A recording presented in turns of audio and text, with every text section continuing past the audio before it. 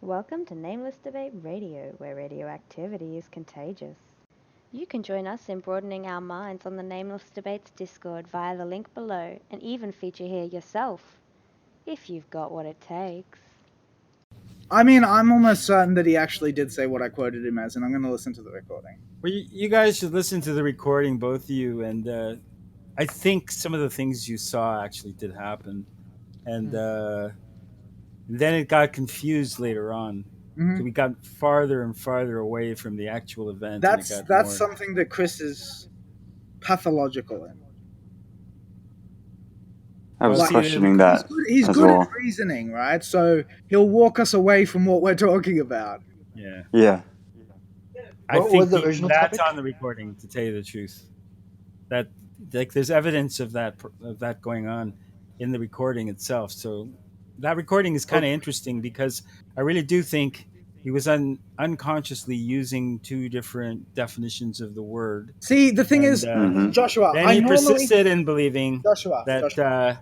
Normally, I would agree with you, right? But I know Chris very well. Well, like we've been like best friends for like 5-6 years at this point, right? So I happen to know that there's this thing he does, right? Which is like he is unconscious on purpose, and he's aware of that. It's this thing. He's described it to me once, and he says it's like I thought to myself, right? I used to think about life in terms of game theory, and I thought, how could I have an advantage on everyone, right? And the answer is you don't show them your cards, right? But people can still like sort of like manipulate you to get a look at your cards, right? And so he thought to himself, how can I get around that? And his solution is, I have two tables, right? And I'm only sitting at one table, and some of my cards are on the other table. And you can't see cards on the other table, right? Because I don't even know they're there while I'm at this table. And he does that constantly. So when I said that he was doing it on purpose, right, that he was conscious and then he changed his mind, that is what I mean. I mean that he knew he was changing his mind to get away from it because he does that. Yeah, well, that's possible. Maybe like processing time. I think if you listen to the recording, you'll probably hear it. Like you can sort of tell. No, I did hear it. I did hear it. Oh, no, I don't mean the change. I mean the premeditation to some degree. Because I actually heard that as well, to tell you the truth. Mhm. I heard some degree of it. At that point, I was starting to lose interest in the belief that a conversation was possible. Well, that's the thing is I know Chris very well, right? He got quite like mad about that, but he will think about it, right? He will listen to the recording. He's not the sort of person who's not open to change. The problem is he's got some confusing ideas at the moment, and it's not. There is. I noticed some interesting loops. Some interesting. Like he really didn't get the idea that in order for his little intellectual trick to work, Well, the structural relations had to have no value, see, and therefore he could come to that conclusion. it's interesting, right? And it wasn't true. It's actually probably, I think, evidence of a psychological, epistemological process that's getting him in some trouble.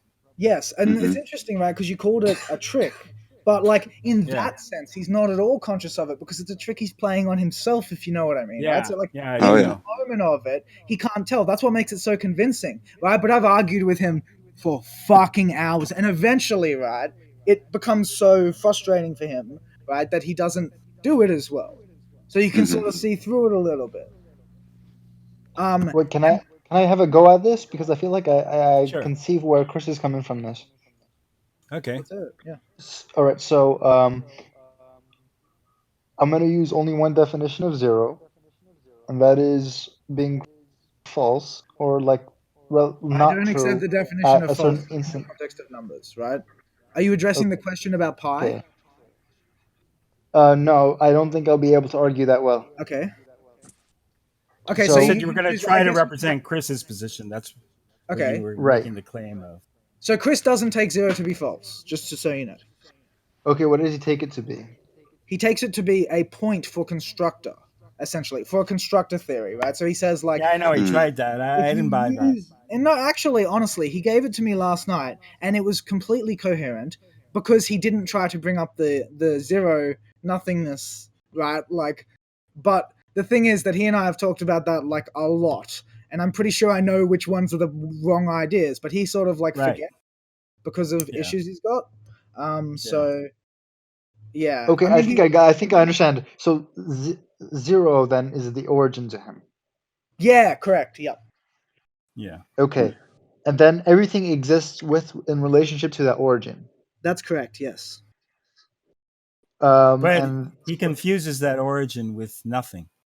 And he confuses right. nothing with God, which is Yeah. one Oh. of the bigger hallmarks of having some troubles mentally, right? Is like Oh yeah.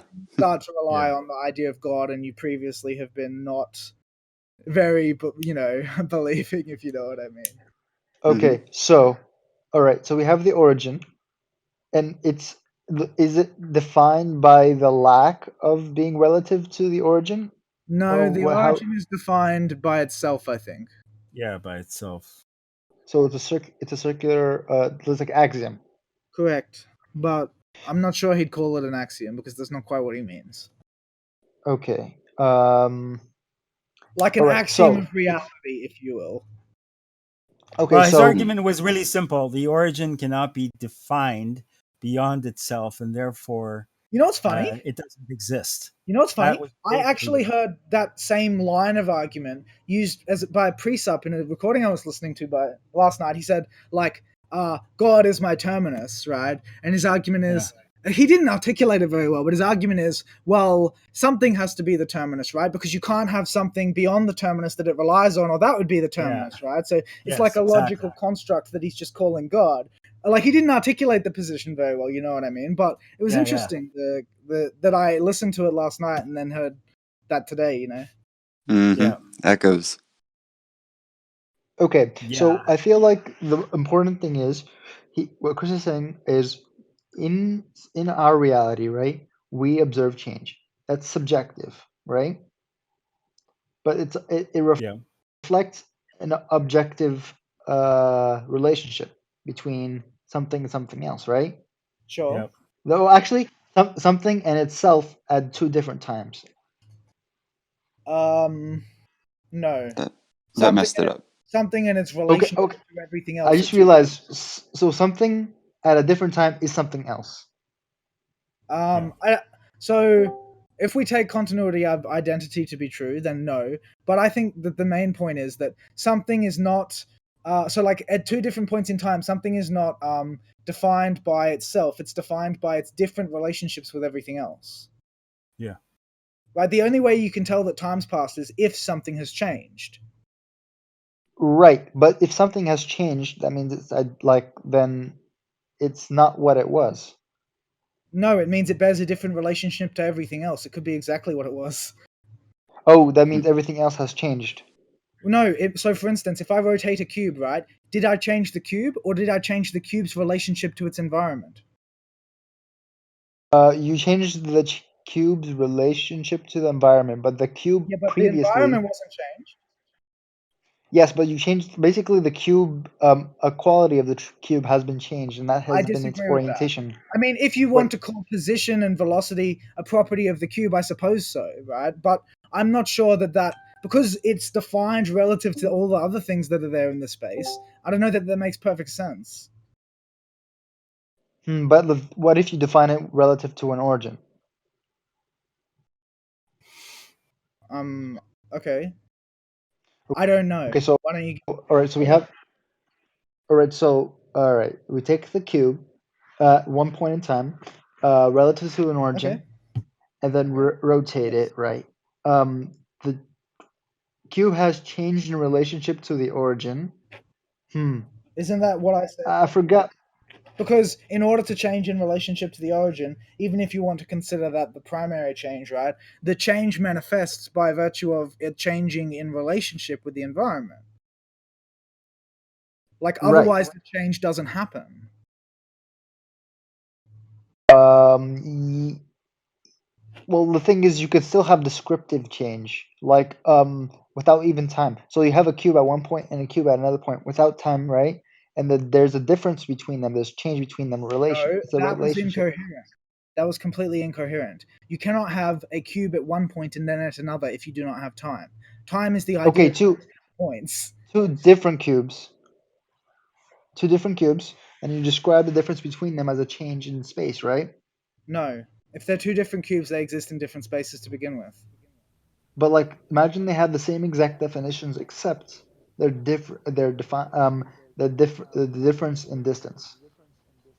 Distance from what? The origin? Yeah, either that, or they can be defined as the difference in position between each other. No, but the thing is that the position is not defined relative to what you're thinking of, right? But rather relative to all the other things that are there.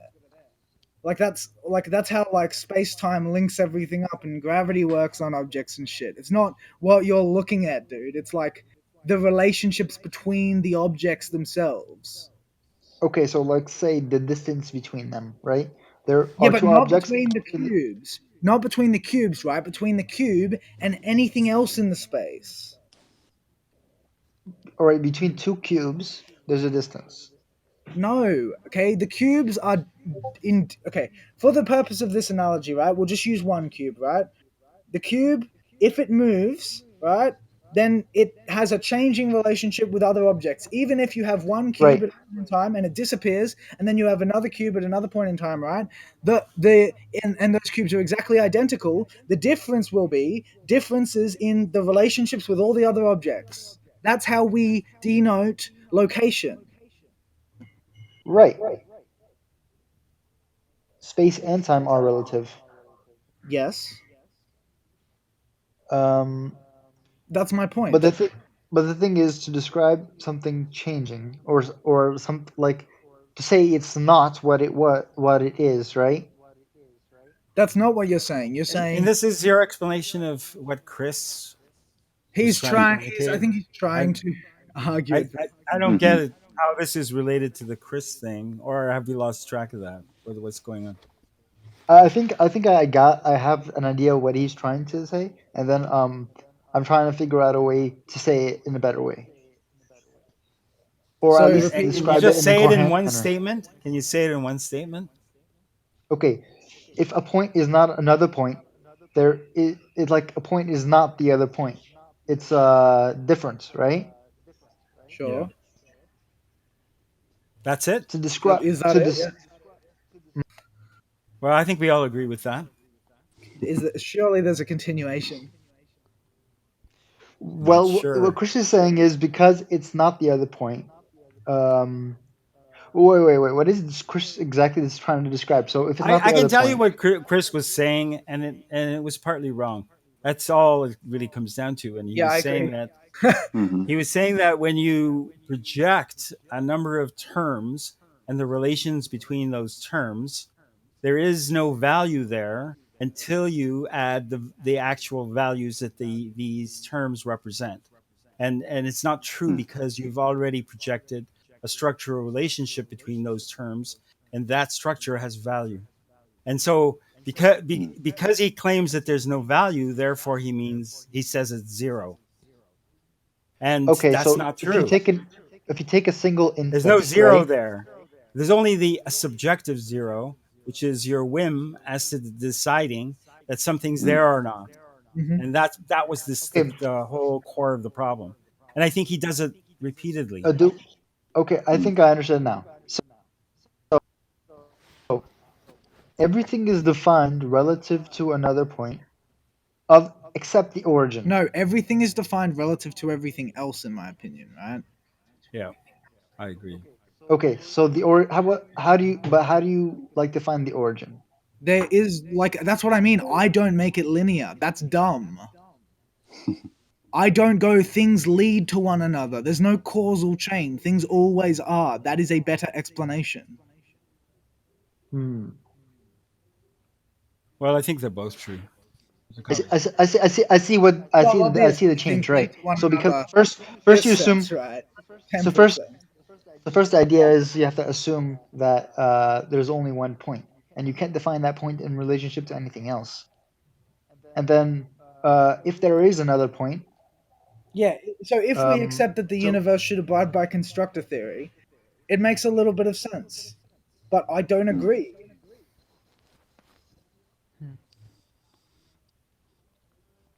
It's a constructor theory type idea. You can look it up. right, I don't know about you guys. Yeah. No, I do you? feel I feel this. I think I don't know, but personally, I feel like we're running around in circles in this argument. Well, There is some circles, and it's At, actually almost strange sometimes. To at be this point, I honest, thought we were like kind of debriefing a little bit, right? yeah, we were. I But don't think we're running around in circles anymore. I think we're circling on what exactly went wrong for the purposes of clarifying it properly. yeah, Yeah, that's right. And there's always a value in that because I like accounting for people's. My account may not be correct. Mm-hmm. I do like It's the the exercise process. that's I find important. it fascinating Yeah, to yeah. try to account for what is creating Not that just that. stream of facts that someone is projecting. Not just that, but if you Especially can. when it repeats, it goes in circles. So you get through the half hour of it, you actually get to see it in a Mhm. few Different iterations. iterations. So Not just that, but I you find like when you are like collaborating in the process with other people who are like um, practiced in philosophy, let's say, right? It's you come to a lot more accurate conclusions about it because you don't just have right like your perception. What you're able to do is yeah you're able to abstract the commonalities from multiple people's perception and say, okay, here is what might explain every one of our ideas about him, right? yeah. And well, basically, what we're trying to do is describe the actual stream of facts we all heard. Yeah, exactly. And that did have show patterns, interesting patterns. Like, I think it was an interesting form of, for me, it's an interesting form of confusion. Fascinating, in fact. And it is like the confusion between structure and content, which confuses a lot of people. It's actually fundamental, and it seems Well, to the thing confuse a lot is, of people. that's the thing, right? Is it's self-inflicted in like multiple ways because not only does he like kind of perpetuate the problem and like subconsciously and unconsciously, right? But like in the past, he's had a coherent understanding of this, right? So like he's become confused about it. It has to do with the amount of information that you're holding that contains contradictions. And I think when people consider the fact that they have to start with a blank slate just to even begin reasoning, That's start right. with nothing. That's a problem. And it's the That's a big problem problem. of forgetting that that's what you're doing psychologically and then projecting that onto the objective reality as if it needed to abide by that law as well. That's exactly right. That's the source of the confusion. There was something that I wanted to talk to you guys about. So, do you guys think it's possible to ever like be able to describe God? I don't I think have an idea on that. I think. And by God, I don't necessarily mean. How about this? I mean like in whatever I had context you perceive it. I had an so you idea might today on perceive it God. as like a person. Can I share it with you guys? Let's hear it. Sure. All right. Once you've given gratitude to everyone in your life that is, responsible for helping you get to a place of acceptance with who you are, let's say. If you have any extra private gratitude that belongs to reality itself, it seems like a private relationship with that feeling or experience is suitable to call God. Yeah, I would agree to that. Like if I look at God in like the Taoist sense of being everything that ever exists, and you just have a gratitude towards everything, then yeah, that would be a relationship with God. And it's weird because I definitely do believe that that whatever you hold internally reflects on your external environment. Like if I'm internally really paranoid, then everything I see is going to be colored by that. Is going to be seen as a threat. It's going to be seen as a threat. And then the thing is it's almost like it manifests itself slowly through like a logical through logical steps. And maybe at first it won't really show itself, and people will I will see somebody as a threat even though they're not really a threat. But then I will start doing things and stumbling on myself, and that will eventually lead to it manifesting into being actual my external environment being a threat to me. Like a chain of events that have to unfold or dominoes falling. Yeah, it's like that. I think that it works. And it's the same thing with psychologically to look at the relationship that we're describing as like a qualia or like a felt experience. Yeah. And when people try to share that experience that they have privately with others, it tends to distort based on how it is that people are, like, I guess, languaging it. Yeah, I mean, Mhm.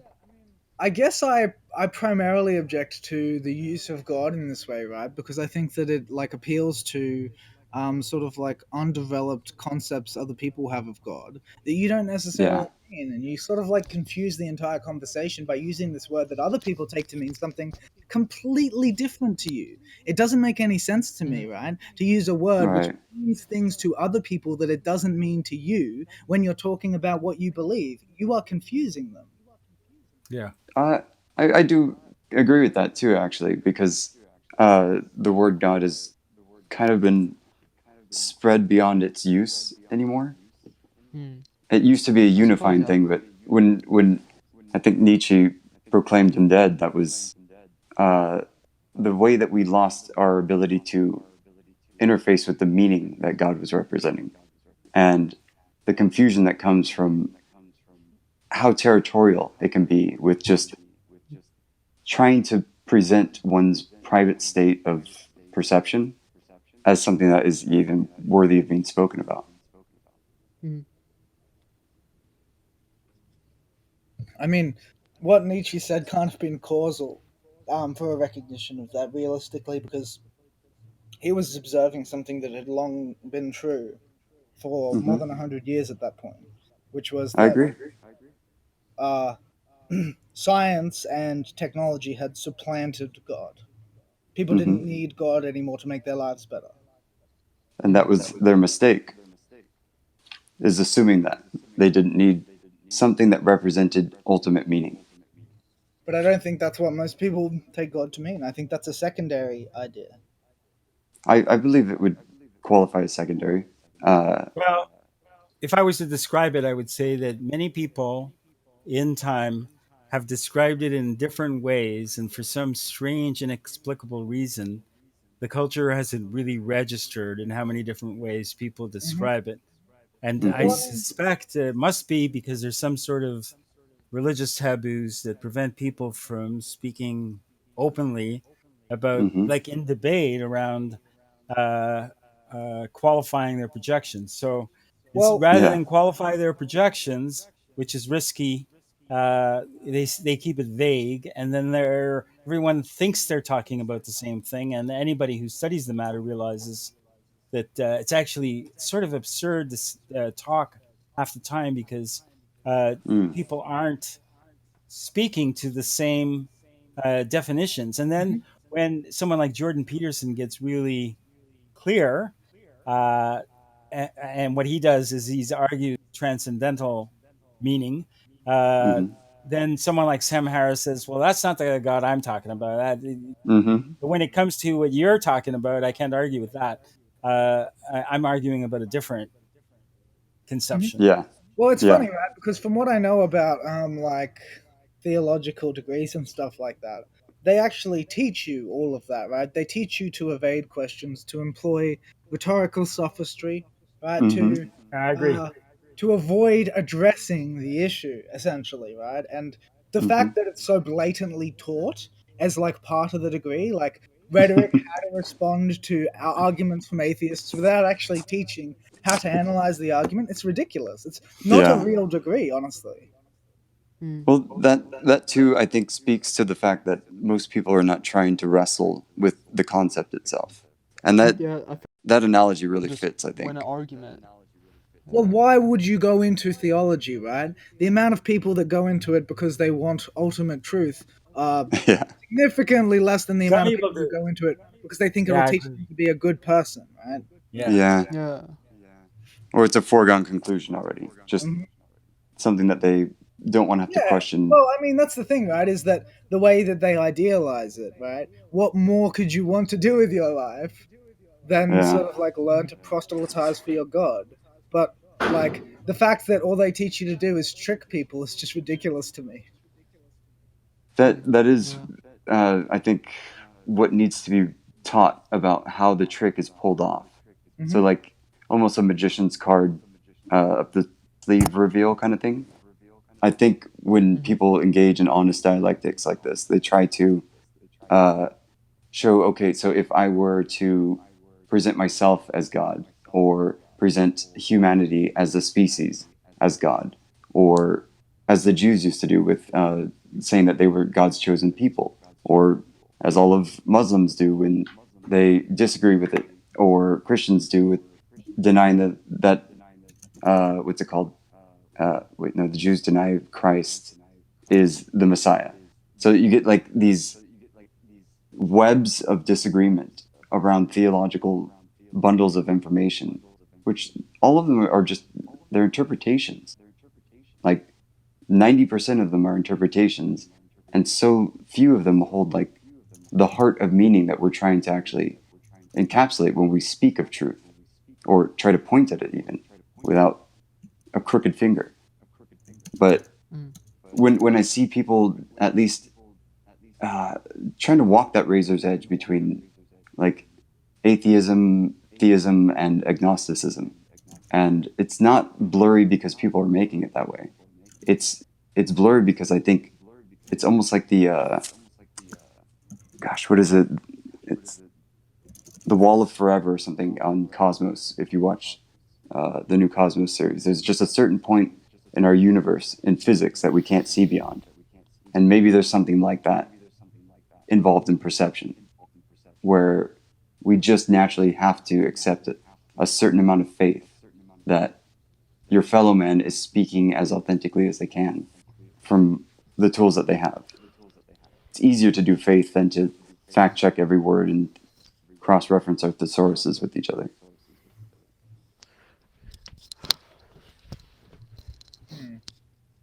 I'd rather just presume that you guys know what the fuck you're saying. Yeah. The one thing that really, which I sort of thought about, and I got into deep thought about this, was how do you know where something starts and where something ends? Meaning like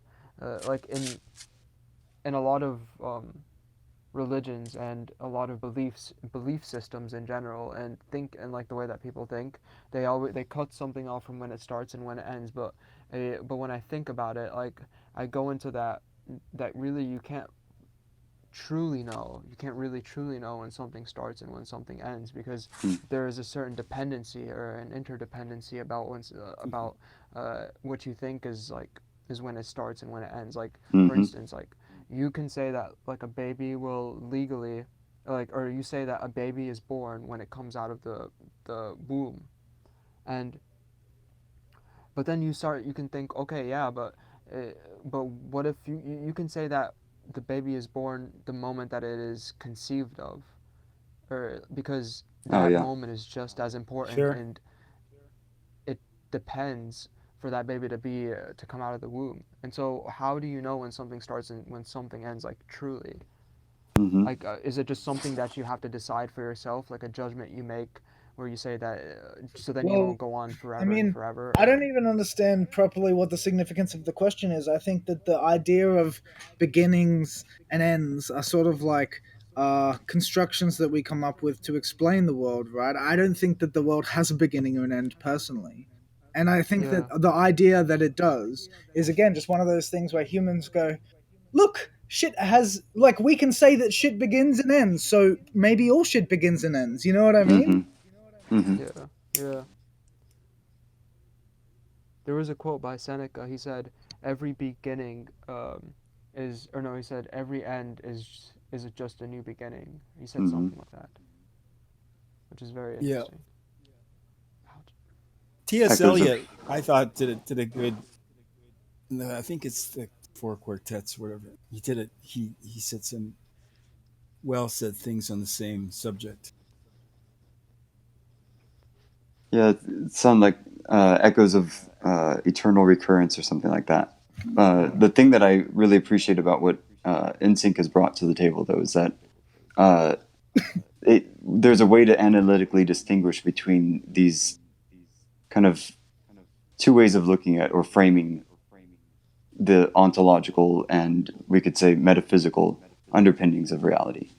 And it helps to look at, like, like the for me the analogy of a hand lens or magnifying glass comes to mind, and the way to use that in nature is to, like, if you try to use it while you're walking, you're not going to really gather much of the detail that you're magnifying.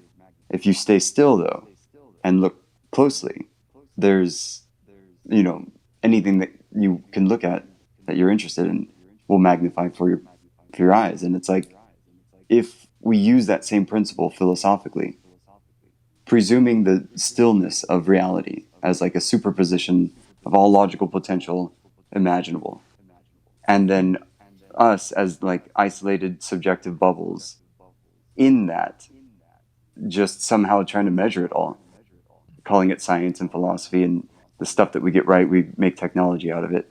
Like there's a poetic learning process involved that's just dynamic, because we had a birthday and we'll have a death day in human bodies. But the metaphysical assumptions that underlie that, it's like, I think that it's ultimately like, how do we know where to start a measurement?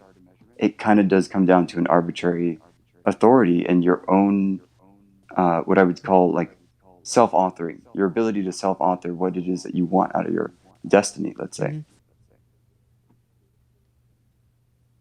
But that's messy. It's a loaded gun, essentially, that you can use on others or yourself. Technically, it permits everything. How do you tell what's right from wrong? Eddie. So I'm going extemporaneous a bit, a little bit off the beaten path. I agree with what you said. Yeah. So it's at least interesting to chew on. Yeah. Can I ask you as a question? What do you think the idiom like "into the weeds" means? With me? I do No, not know. like specifically, what does the idiom mean? Into the weeds. I think we're going off into the weeds, right? What does that mean? Yeah. I think it means like it's like uncharted territory or place that hasn't been manicured fully. Anybody else? Into the weeds. What does that mean? It means we're entering conversation where what high people talk about. I'm just joking. Could be that too. That was pretty clever. Dude. Yeah, that's a clever one. Oh, thanks, guys. Is it not common as a phrase over there? I have to go. It's, I mean, it's used as getting into really specific details, right? Oh, okay. Yeah. But like, it's used to it's going into like I'm pretty sure it almost counts like a as, pedantic level of detail on a topic. Yeah, which is like Okay. sort of like if you think about like a path, right? A path is mown, and then the weeds are like on the side of the path, so you're going off the path.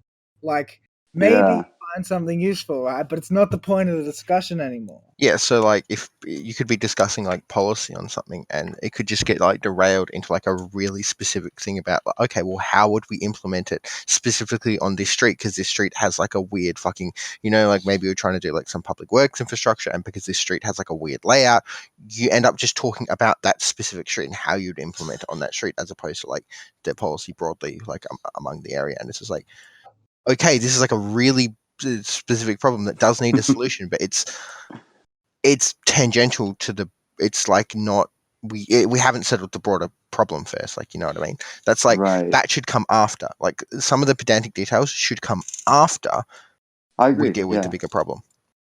That makes sense. And that's why into the weeds. Like, so sometimes it's useful, but sometimes like we don't want to get into the weeds here, because sometimes it's an over focus. I'd say it's treated as an over focus on details. Yeah, I could agree with that. And I think it would be useful to even, especially on recordings, kind of hallmark the moments where at least people like me start to get off into the weeds like that. Because sometimes it can be useful, but other times it can be distracting. Careful who you hand a mic to, basically.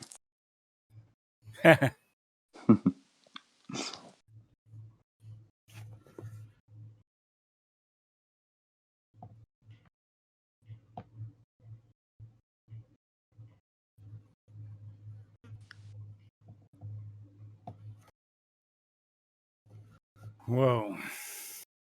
So someone was asking me about synchronicity at the very beginning. It's always a difficult one. Really? I think that was Data. I didn't even hear that. The very, very beginning, yeah. Oh, he asked you. She asked you in DMs. She said. Oh. Oh, I see. I thought it was today. Yeah. So, well, what is the question? She doesn't do microphone. It's just, is that what's going on? Sometimes she does. Okay. Well, the main thing I think that's interesting about synchronicity is just that there appears to be a relationship between observing a phenomena and what actually happens. Mm-hmm. Very odd relationship. And the more accurately, and has appeared to me, the more accurately and articulately you observe it, the odder, the more uncanny the phenomena becomes.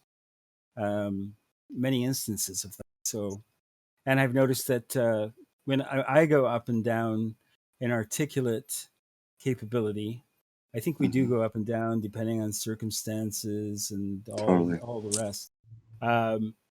When I become less aware, it's less present. When I become more aware, it's more present. That makes it extra uncanny. Feels a bit like a wave hitting a barrier quicker or slower in terms of like the increase in awareness or decrease, maybe.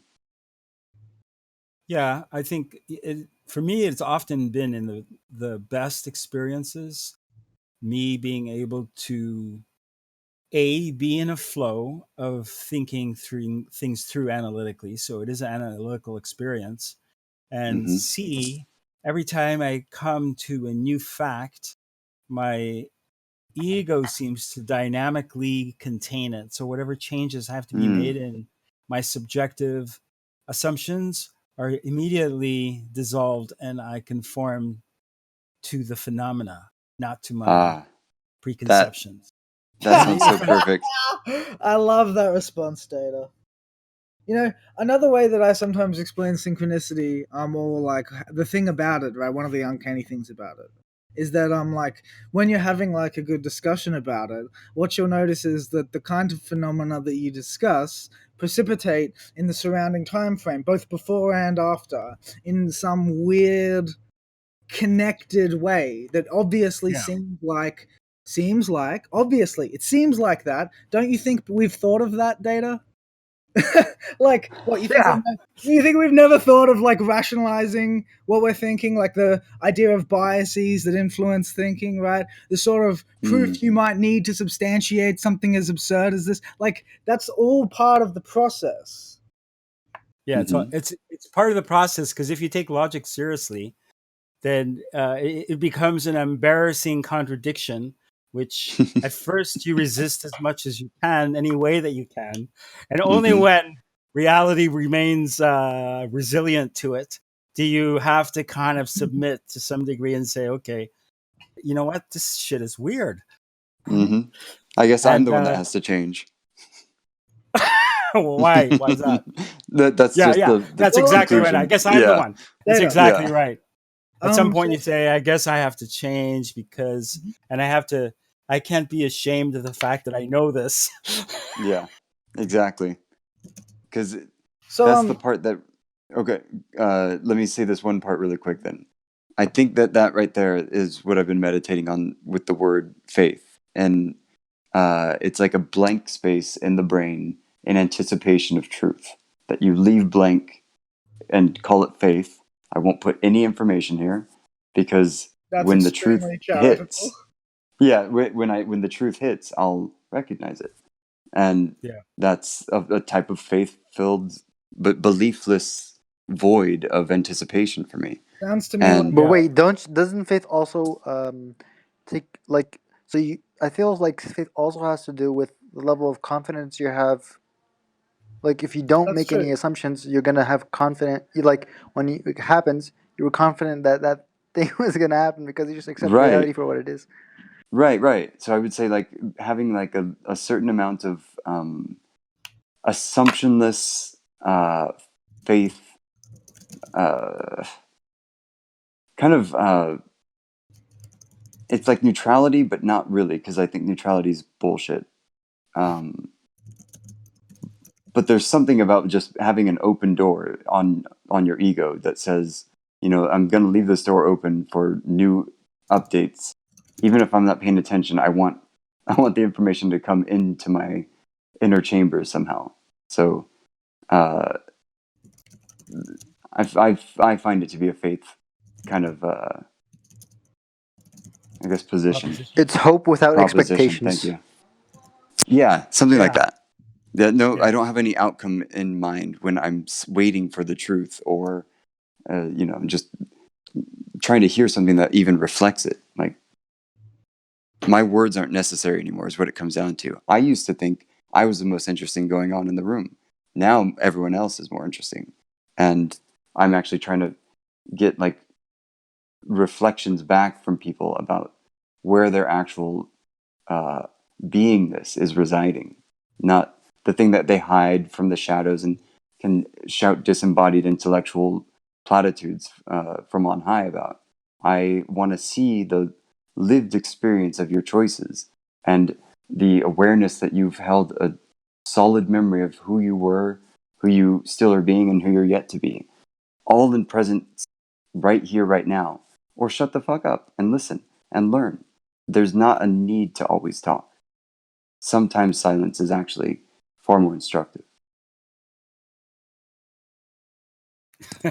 Yeah. I feel like on some level, I agree with you all the way, but on another level, I feel like that can lead to problematic outcomes. I think that Oh, the it only definitely way that can does. lead to problematic outcomes if you're as agreeable as you are, Vivi, right? The Yeah. point of the silence is not to not say anything, right? It's to listen. Right. Exactly. Yeah. You have a lot going on inside of you that is very interesting. And as you record it and start to develop your awareness on it, you'll see it in others, and you won't be able to kind of hide your eyes about it, so to speak. You'll be able to look people dead in the eye and know that you are supposed to be standing there looking them dead in the eye, even if it's just to do that for like 2 seconds. But those types of encounters are far more meaningful than the fucking noise of politics and political correctness and just social justice warrioring all around the place, people virtue signaling and all this kind of stuff. These are hot button talking points. I agree, but it is frustrating to see people posturing so much all the time, as if I see we're what going to you get a mean. cookie at the end of the road. Well, yeah, I definitely agree with you. But I felt like when you said something about that, because like a lot of times that has to do with morals and stuff like that. Yeah, that's true. And I'm wondering, like in my opinion, to speculate and think and reflect about morality is pretty important. But at the I same agree. time, I feel like there is truth to like the level of ridiculousness that happens in politics, as you have suggested, and the likes of it. Yeah, I'm not exactly sure how to respond to that, but uh, it does come down to morals, and that's like where the rubber meets the road, I think, for just people across the planet. We want to know how it is that our value systems interface, and if there's something beyond just commerce that can help us motivate each other. Oh, dude, guys, that's actually what I just realized. I think I got a busted motivation uh, mechanism or something like that. I don't have a lot of ambition, and I almost shed like a couple tears about it earlier this week because uh, it's not like I'm depressed or anxious anymore. Like, there are parts about like some of these psychological conditions that are just, I'm numb to them and fairly acceptant of that. But when it comes to the ambition thing, I'm faking it every time I pretend to want to do Right. something or anything. I understand exactly what you mean. I feel exactly the same way. I don't like By the way, but I don't think it's necessarily healthy. But like, for example, Yeah, you might have trouble forming goals and stuff like that. totally, exactly. And I'll just let myself kind of be blown by the wind. It's the agreeableness, I'm sure, but it felt like I let it go too long, and something rotted in me to where I don't want to be nice anymore. That's me. Like that's you and me alike. Interesting. All right, man. Well, hopefully we can coach each other through somehow. Well, I feel like part of it is to recognize that you are a part of reality, including your subjective views, and you have somewhat of an entitlement to your own subjective views. But Yeah. be dynamic at the same time, and like be reasonable. That's basically it. But yeah, at least allow reason in from time to time, right? Right. That's good, man. I've been trying to teach that to my kids as well. Reason is a very difficult thing to teach a 5-year-old. But I'm trying my best to model it because I think I had this not dynamic ego thing going on unconsciously or subconsciously. I haven't found that part out yet, but I see it, and then when they get super, it's like they misuse power. They've seen me exert a certain amount of like authority over them in the past, and then when they use it on each other, it's like, God damn it, you guys are misusing that stick. They're taking the ruler and like slapping with it instead of measuring with it, which is what I think I'm doing. That's pretty interesting. But they're a form of correction. They really are, because if you Yeah. see structurally a particular behavior repeated and it's not working out for them, that's often an indication it's not working out for you either. You got it. And this week has been pretty calibrational because Interesting. it was going so like swimmingly for a good long time there, and it's like the pride before the crash kind of thing. I know I'm kind of biblical tonight. Sorry, guys. But my thing is like, it's just when a kid's ego is out of its control and out of my control, there's no feeling that's quite as chaotic as that for me. And I've done lots of pretty crazy psychedelics, so living in reality with children is like a huge trip to try to help them not have your hangups, especially the unconscious ones. Like, I see it all around me. Everyone's just passing their pathology without knowing it.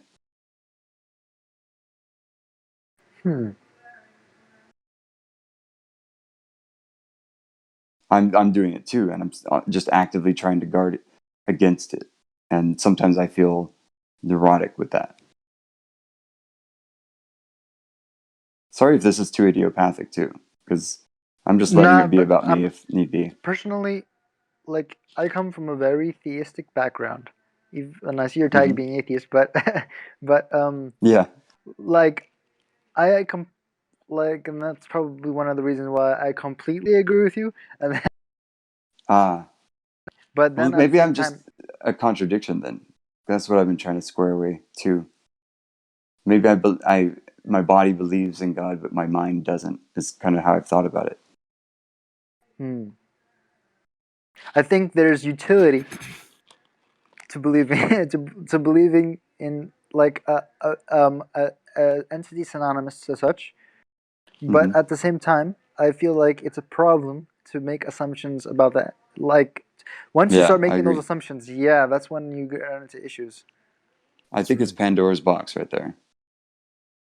Well, the thing is, the one of the safest ways through this is to be aware of what assumptions you're projecting. So the answer to the problem is actually really simple.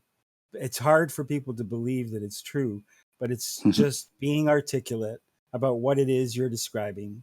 And I find that especially when people speak about in theological domains, they use symbology and even in one sentence or in a number of propositions, and they've changed the meaning of the symbols from one sentence to the next. and they're not aware of it. And like Mhm. for me to point it all out is just too exhausting, You got that right. and problematic. So I don't, Hmm. but I feel bad because I Yeah. actually can tell what is going on. But I know how problematic it's going to be to break it down for the person I and to feel like true. as That is so true.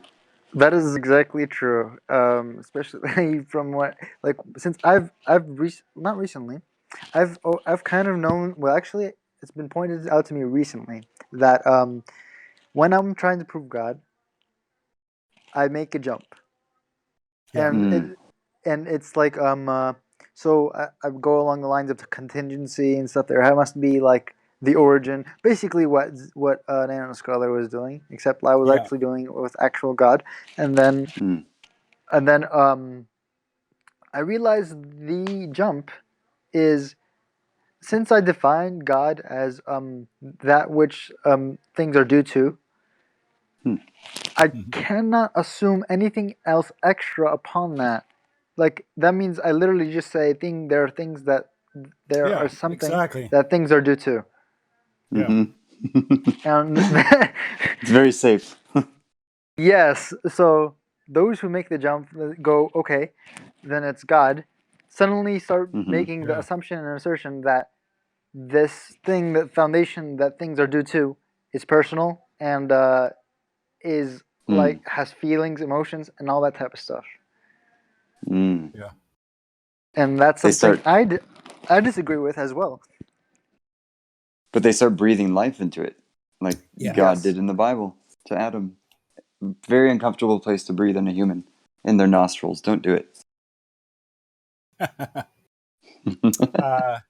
So what I do is I discuss the whole history of the conceptual system that a person's describing when they're describing God, which to some people seems unnecessary or even unpleasant. But the whole history is actually a really interesting description of what it might be that the collective mind is thinking Mhm. at Totally. certain stages of historical Yeah. projections. And Yeah. it's Yeah. not normal. I think the one mysterious aspect of it is that there are some ideas that are a little ahead of our own personal maturation level, Yeah. and For me too. they've existed for a long time. So it's not a binary.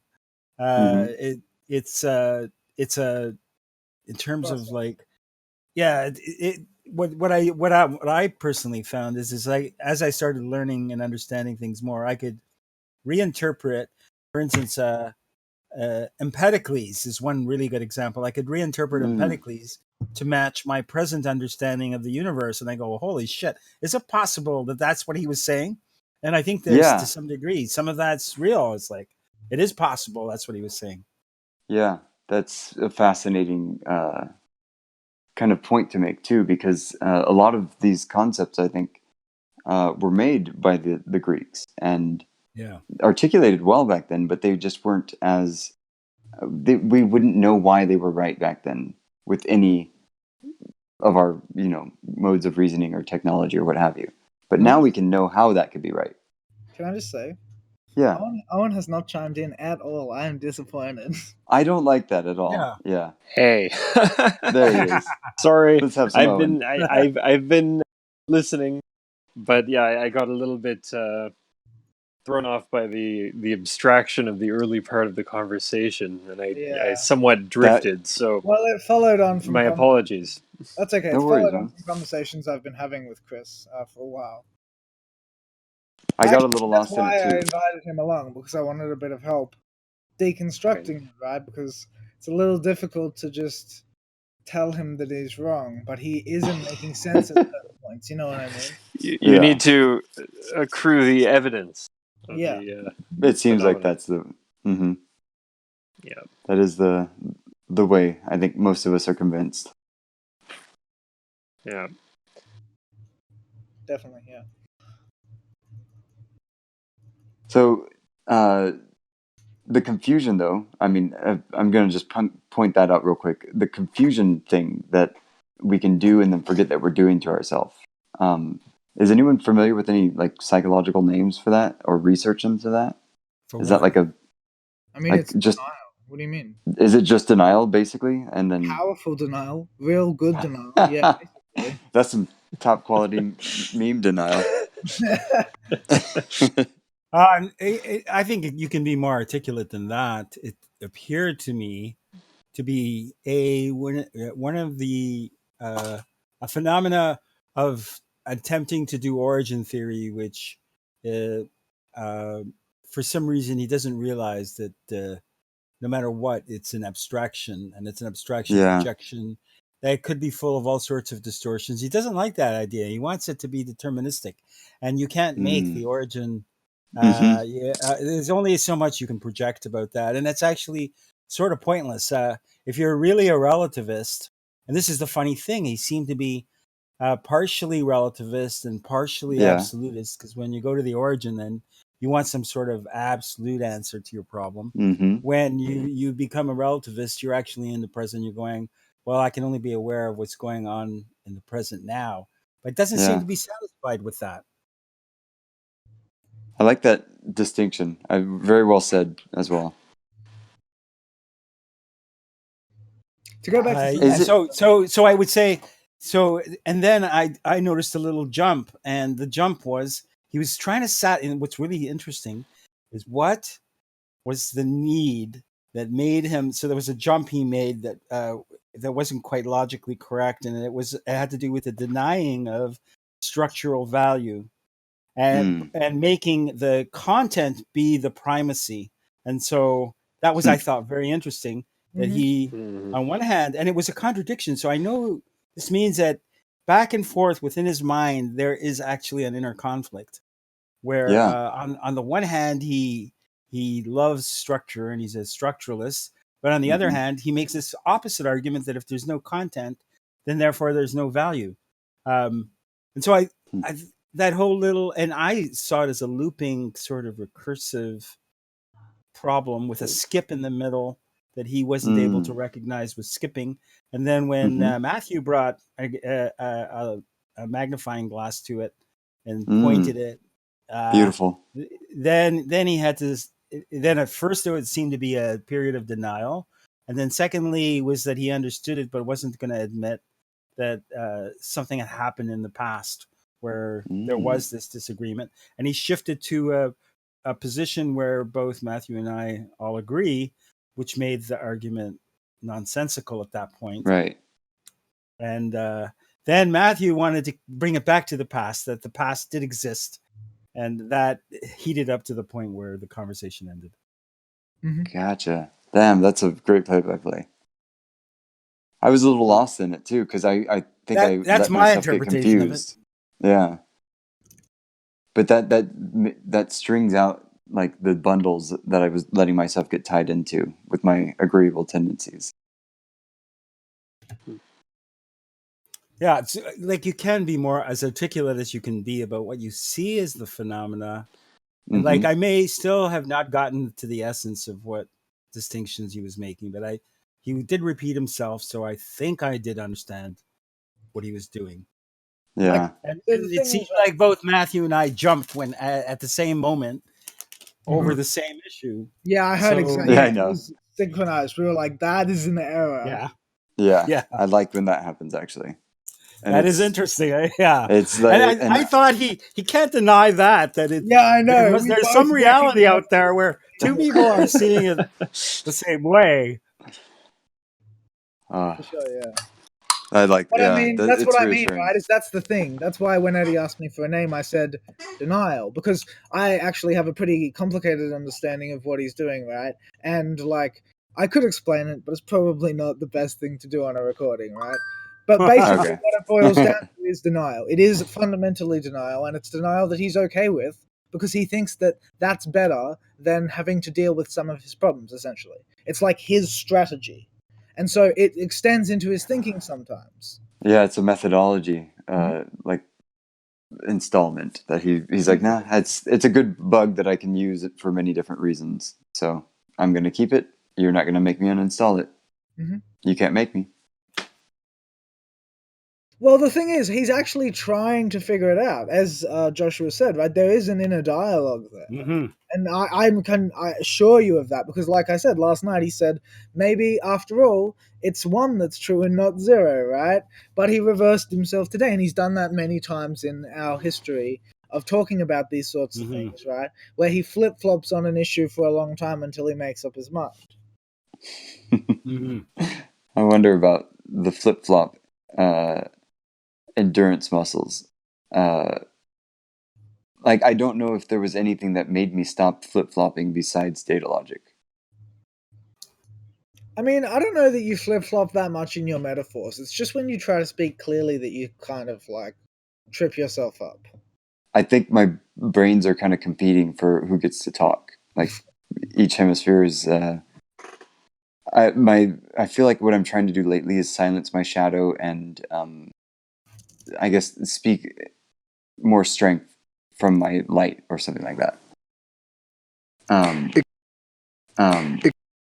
The paragon is just this proposed example of perfection in dialectic considerations, our perceptual operations. So is it something that, like, when we say like the way that to see things, the proper way to see things, the way everybody should see things, and you're saying like the neutral data point. There it is, my gun show loophole. The gun show loophole refers to very, very, very, very, very few places, because here's the thing. In the vast majority of states, gun shows, if you want to sell a gun at a gun show, it requires you have a federal firearms license. And if you are a federally licensed dealer, you have to use the NICS checks when selling guns. There's like no way you're going to be able to get a gun at a gun show without filling out that check. As somebody else. Yeah, but they have different genetic information, right? I guess, yeah, they have different genetic information. Yeah, so I'm saying like who you are is both things. It's your experiences and your genetic information. Okay, well, I guess maybe I'm just defining free will differently. I feel you have the decision to like go against your like. I feel like. No, but the only way that you can decide that is by like evaluating the decision as better for some reason, and you do have a reason.